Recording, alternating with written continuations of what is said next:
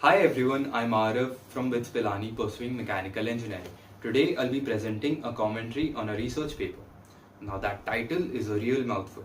So let's just say this, it's about figuring out the perfect recipe for the tiny cooling fins inside our most advanced and compact technology.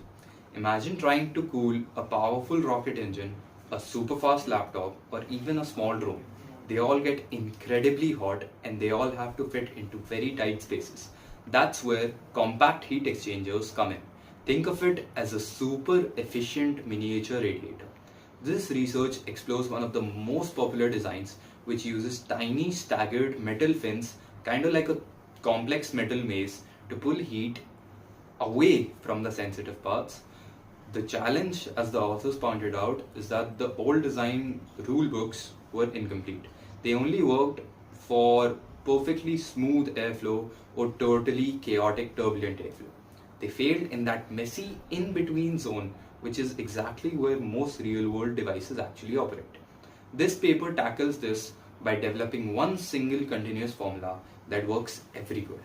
It predicts two critical things: the Colburn J factor, which is just a fancy term for how good is it at cooling, the fanning F factor, which means how much energy does it take to push the air through. Using powerful computer simulations, think of it as a digital wind tunnel. The researchers built and tested 81 different fin designs right on their computers. They changed things like the fin's thickness, height, and spacing and tested them across a huge range of air speeds, from a gentle breeze to a strong gust. To prove their computer model was classic real-world experimental data from benchmark tests. This advanced digital model was the key to finally predicting that messy in-between airflow. The results were extremely impressive. The Colburn J factor predictions were 96% accurate and the fanning F factor predictions were 100% accurate when compared to simulation data. The formulas they developed give engineers a single unified design tool. This helps eliminate the slow, expensive build it and see if it breaks method of testing. I found this paper valuable because it bridges the gap between real world experiments and powerful computer simulations, offering both accuracy and practicality.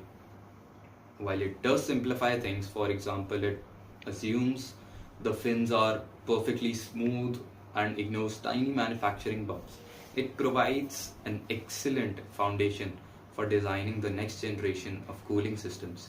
In short, this study is a powerful step towards making our technology run cooler, use less power, and cost less. Thank you.